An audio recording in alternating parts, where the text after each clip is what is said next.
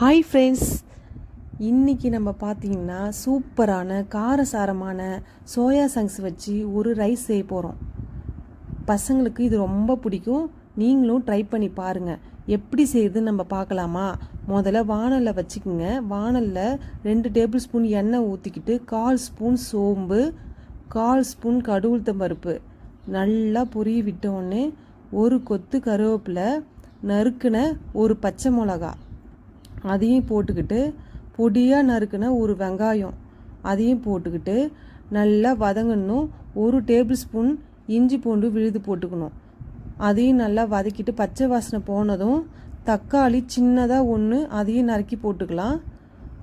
அது வதங்கின உடனே கோஸும் போட்டுக்கலாம். திட்டமாக உங்களுக்கு வேணும்னா நீங்கள் போட்டுக்கங்க, வேணான்னா விட்டுடுங்க.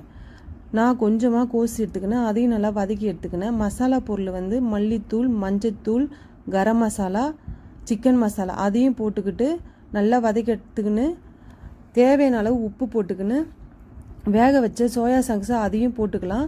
அதையும் போட்டு நல்லா வதக்கிட்டு கொஞ்சமாக 2 டேபிள் ஸ்பூன் தண்ணியும் விட்டுக்கலாம். அது லைட்டாக ட்ரை ஆகிற வரைக்கும் வதக்கிட்டு நம்ம ரைஸ் 1 கப்பு போட்டுக்கலாம். ரைஸோட நல்லா மிக்ஸ் பண்ணால் தான் சூப்பராக இருக்கும். இது நல்லா மிக்ஸ் பண்ணிக்கலாம். நம்ம லாஸ்ட்டில் 1/2 டீஸ்பூன் பெப்பர் போட்டுக்கலாம். பெப்பர் போட்டால் இன்னும் நல்லாயிருக்கும், சூப்பராக இருக்கும். நீங்களும் இதை ட்ரை பண்ணி பாருங்கள். உங்கள் பசங்களுக்கு இதை கொடுங்க.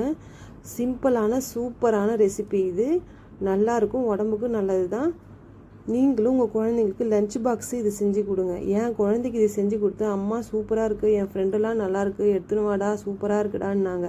அதனால் உங்கள் பசங்களுக்கு நீங்கள் கண்டிப்பாக கொடுத்து அனுப்புங்க, நல்லா இருக்குன்னுவாங்க.